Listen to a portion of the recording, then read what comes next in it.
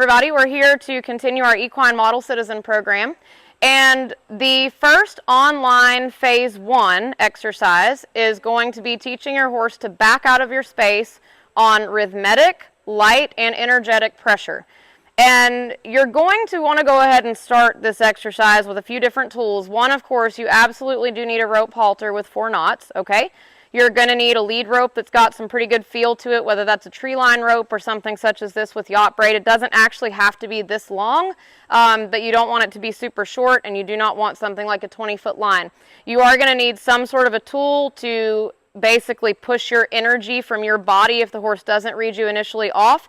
I recommend a flag because it seems to drive energy into a horse a little bit quicker. You can use a dressage whip. You can always use stick and string. Just make sure that if you get in close quarters with your horse, for example, that you can get under the horse and not be awkward, okay? So with this exercise, the importance of it is this. We need the horse to respect our space first. Before we do anything else with them on the ground, they need to have the idea of backing out of our space when asked to. If our horse is right on top of us, we're going to have issues with things such as sending them without them diving on us with their shoulder. Any of our soft in-hand collection exercises would be a nightmare if the horse doesn't respect your space. And for general safety, I want a horse, if something bothers them, to always choose to back away from me in a moment of fear rather than come towards me. So I always want that to be their first thought, okay? So that's the importance of this. At all of our clinics, this would be the very first exercise that we would establish, whether that be a groundwork clinic, green horse clinic. So this is the step 1 thing on the line that you would need to establish with your horse and all the variations of expectations.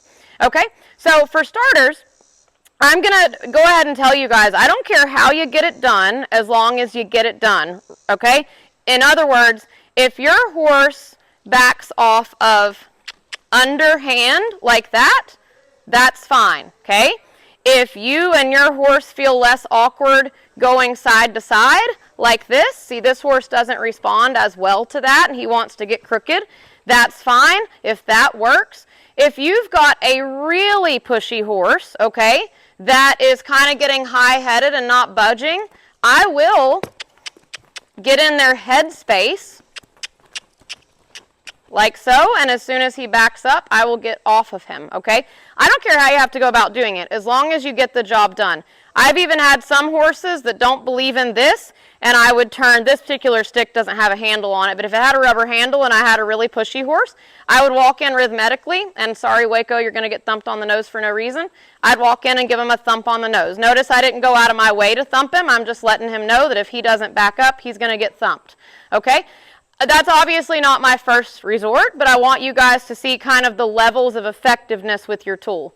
Now obviously in a perfect world, see how he started to recognize my body change right there? I didn't really need to use my flag, all right? And another thing is I'm only going to release this horse from that backup when I can see 2 eyes, okay? So we'll probably kind of wind up backing all over the arena here for a bit because I'm not really worried about staying in a small space. But when I go to back him, I'm going to have to make a turn here, okay? When I go to back him, I'm only going to release him if I feel right there that he's matching my speed, and you saw a big lick and chew right there, and that his eyes are to me. So if he goes to get crooked when I'm asking him to back, I'll try to make him do the wrong thing. Like right there, if he starts to get crooked, I need to bump the alternate rope or the alternate angle as I'm backing. And if I decide I want to back up a little bit faster and I jog, I need him to match that. Okay? Now, would I always back my horse that fast? No, but I need to make sure he will. If I start ramping it up, okay, slow, faster, release when I have 2 eyes. There we go. And again, I'm not going to drive him in reverse like that super fast all the time, but I need him to read my level of energy. That's the whole thing. And sometimes, to really get the highest degree of responsiveness, you need to kind of rush the situation a little bit. Remember, if he were to send his head this way while he was backing, I'd bump the alternate angle. If he were to send his head this way while I was asking him to back, I'd bump the alternate angle until he was straight. So 2 big things. He needs to be moving at the rate of speed that you are. He needs to have 2 eyes on you before you release. Let me go through some wrong things people do, okay? If you walk in here, and I'm going to try to make him do the wrong thing because he's pretty respectful, and you're this close to your horse, You shouldn't have to be this close to your horse for this exercise. He needs to get out of your space. I want to be able to be, okay, the length of my flag from my horse as I'm getting this done. Okay? And always release when I get that. Now, for purposes of staying straight, since we haven't really been worried about that, a nice thing that you can do is set yourself up a lane, like so, and kind of hold your horse accountable for staying straight down this chute, okay? Obviously, if he were to default any, he would hit a pole. And I would always release. I would vary speed several times, but I would always release when I felt like I saw a little bit of extra impulsion and straightness, okay? So I'm going to start light. If he starts to get crooked, I need to bump and change my angle a little bit right here. Bump and change my angle a little there till he kind of straightens up. Bump and change my angle. If he gets real cocked out, I'll kind of flag him there. Bump and change my angle. There. When he got straight, I released. And when I say change my angle, I mean I hazed my body off over here so his body would desire to go there. This is something that happens a lot. How do I fix that when we're in a chute, okay? I'm going to ask him, see if he'll kind of mess up here. I'm going to start off straight. If he starts to get crooked, I'll make him do the wrong thing here. I'm going to just change my angle, and you can see that that straightened him up. I bumped and changed my angle, and once he's straight, I would release. Okay, I'll bring him up and do that once more. And again, if I have to make him mess up, I will, so you guys can see what I mean by changing angle. Okay, and again, I'm following feel right here with him, and I want to brake check and make sure he's with me. Okay, so he's already, I'm going to set him up for failure here as a tactic for you guys. You can see his hip is cocked a bit that way, so he's already set up to back crooked. And I'm going to let that occur so you guys can see a correction. So I'm going to start to ask him, okay? He's going to get a little crooked. I'm going to change my angle, and that's shifted him over, okay? So if I change my angle, can you see that that changes his angle? Basically, I change I on that horse. Just know that that steers him, and that's ultimately how you're going to steer him out of a certain place as well. Now, we'll go ahead and talk about the next step of this, which is reeling our horse in so that we can back this chute again. Once I've got my horse to where they're backing off of me, moving towards them, I want to get them to where they will back off of that driving pressure while I stand still. So I'll send some energy down that line, as much as needed, releasing every time he shows me effort, right there, until I'm kind of out of line. Make sense?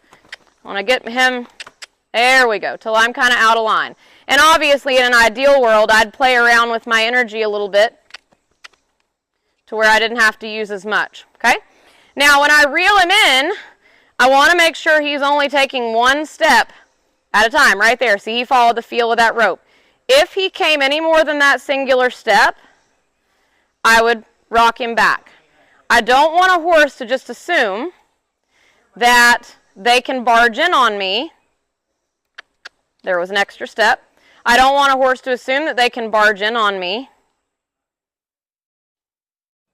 anytime they want or at the rate of speed that they want. Okay? Now, if I do back away from him and I continue the feel on the line, I want him to follow that feel. But then at any point, if I change my body language, I want that backup. So you can see how I'm using this lane to work on that. And I adjust my energy as needed. And you can see he's starting to dial in a little more. So I might ask for one step. There. And then I might move away from him, kind of build that draw. If he gets crooked, change my angle. There. I really want that caution, unless I ask for more. But you can see the lane kind of holds us accountable for being straight. Change my angle a little. Now, all of this gets your horse light enough so that later, When we do ask them to back up in contact, and if your horse starts to get a little fearful of you, make sure that you bring your energy back down and go in and rub on them a bit and say, hey, you're not in trouble. I just need you to understand that. Then if they back lightly there, it certainly makes the close contact backing lighter. Notice I have a finger on that line, and he responded to that because he's not really backing off the line, he's backing to my energy. And you notice that he's very careful about the space that I actually asked for. If I speed up this way, I need him to, don't mess up. And those sudden changes are good because it makes that horse very aware. If he feels contact, I want him to give. If he feels contact, I want him to give. If he feels contact here, I want him to do so. All right? So that's the general rule here. Now, I am going to do one more thing. I'm going to bring him up through here, but I'm going to kind of make some holes. And this is just advancing, okay? And kind of show you how we would navigate a bit here.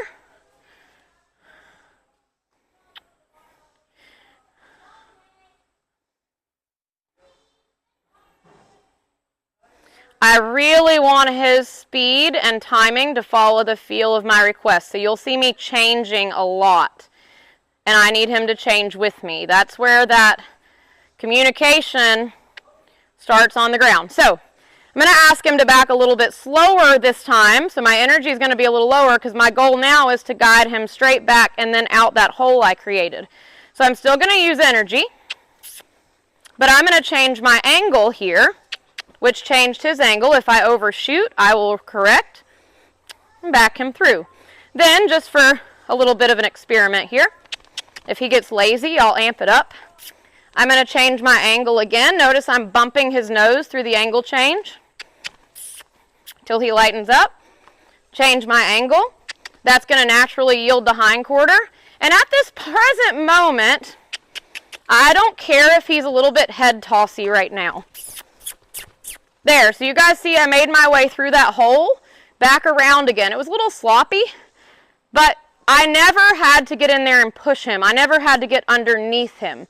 If I can't back him from some distance, lightly, or semi-lightly off my energy, I'm never going to be able to get lightness here, okay? Ever. This is light. If I'm going to be close to my horse, I had better be able to do it without having to close my hand on the line. And notice as I slow my feet, he's slowing his. As I pick my speed up, so does his, okay? And again, the point of the lane is just to hold you a bit accountable. You could open up as many holes as you like, but my main goal here, and again, giving you a little bit of additional things to strive for with the backup, is that the horse matches your speed and that you're very aware of the energy that you are putting off, okay? Don't be afraid to use your flag. If you are, let's say I had my flag in my hand, because I don't right now. If my end of my lead rope was my flag and my horse wasn't moving, I'm not going to slow my flag down and say, okay, come on. I'm going to keep moving at that same rate of speed until he figures out, gee, it isn't stopping till I back up, and give me those eyes, okay? I worry about softness in the face later. First, I need to make sure that that horse is very rapidly reading my energy and staying dialed in. So again, backing with lightness, varying speed, backing with direction, and being able to lead your horse up to you one step at a time based off of a light feel, and then increase the fluidity of those steps. If you increase the feel and the continuation of your foot fall backwards, that would be what I would call backing and drawing, okay? So get that mastered before you go to exercise 2.